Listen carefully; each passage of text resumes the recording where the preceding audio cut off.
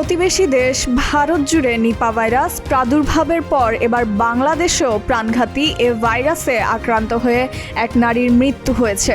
শুক্রবার এক বিবৃতিতে ওই নারীর মৃত্যুর খবর জানিয়েছে বিশ্ব স্বাস্থ্য সংস্থা।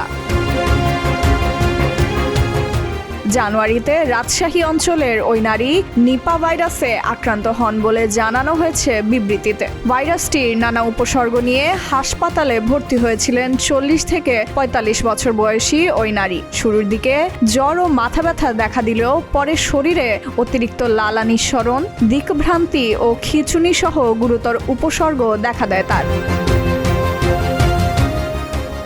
বিবৃতিতে ওই নারীর বিস্তারিত পরিচয় উল্লেখ করা না হলেও তিনি নওগাঁ জেলার বলে জানানো হয়েছে। 21 জানুয়ারি তিনি হাসপাতালে ভর্তি হলেও 29 জানুয়ারি তার শরীরে নিপা ভাইরাস শনাক্ত হয়। ওই নারীর সাম্প্রতিক কোনো ভ্রমণ ইতিহাস না থাকলেও তিনি কাঁচা খেজুর রস খেয়েছিলেন। তার সংস্পর্শে আসা 35 জনকে পর্যবেক্ষণে রাখা হয়েছে, তবে এখন পর্যন্ত তাদের কারো শরীরে ভাইরাসটির উপস্থিতি পাওয়া যায়নি। নিপা ভাইরাস অত্যন্ত ঝুঁকিপূর্ণ ও প্রাণঘাতী। এই ভাইরাস সরাসরি মস্তিষ্কে কিংবা শ্বাসতন্ত্রে আক্রমণ করে, যা দ্রুত মৃত্যুর কারণ হতে পারে। এখন পর্যন্ত এই ভাইরাসের কোনো সুনির্দিষ্ট চিকিৎসা নেই। কার্যকর কোনো টিকা বা নির্দিষ্ট ওষুধও আবিষ্কৃত হয়নি। আক্রান্তদের কেবল উপসর্গ অনুযায়ী চিকিৎসা দেওয়া হয়।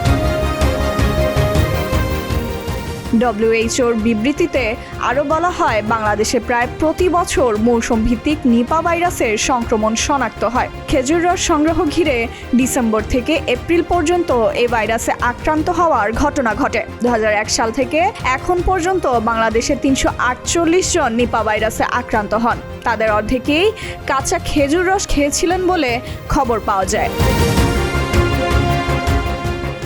এদিকে সম্প্রতি ভারতে নিপা ভাইরাস প্রাদুর্ভাবের জেরে এশিয়ার কয়েকটি দেশের বিমানবন্দরে স্বাস্থ্য পরীক্ষা ব্যবস্থা জোরদার করা হয়েছে। তবে ভাইরাসটি ছড়িয়ে পড়ার ঝুঁকি কম থাকায় কোনো ধরনের ভ্রমণ বা বাণিজ্যিক নিষেধাজ্ঞার সুপারিশ করা হয়নি।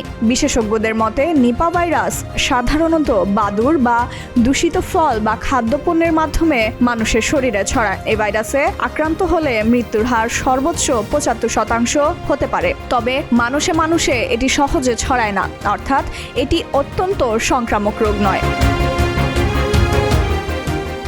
ফাইজা মিহরি নরিন, প্রতিদিনের বাংলাদেশ।